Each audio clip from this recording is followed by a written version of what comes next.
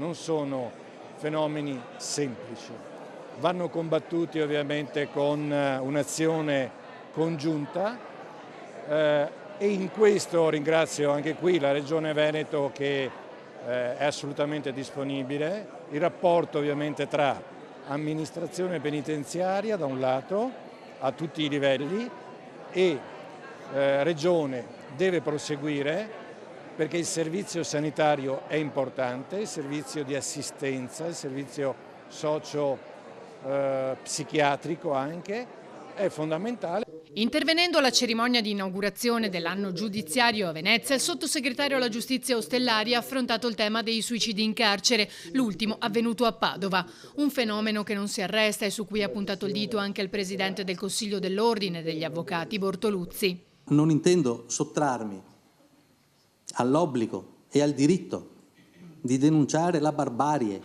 della situazione carceraria in Italia. Ma la situazione dei detenuti e delle detenute non può e non deve essere affrontata con calma e con lentezza.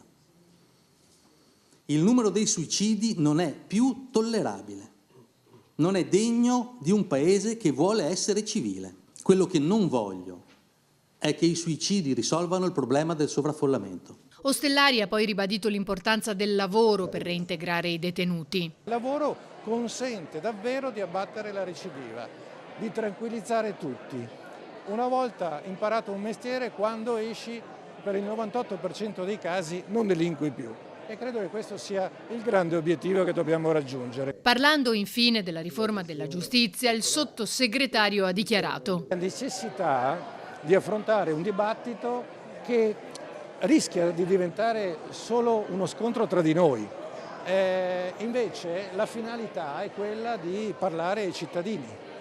E parlare ai cittadini significa ovviamente spiegare ai cittadini, però spiegare ai cittadini la verità, non le bugie che abbiamo sentito non qui oggi, ma fuori da qualche altra parte in qualche contesto.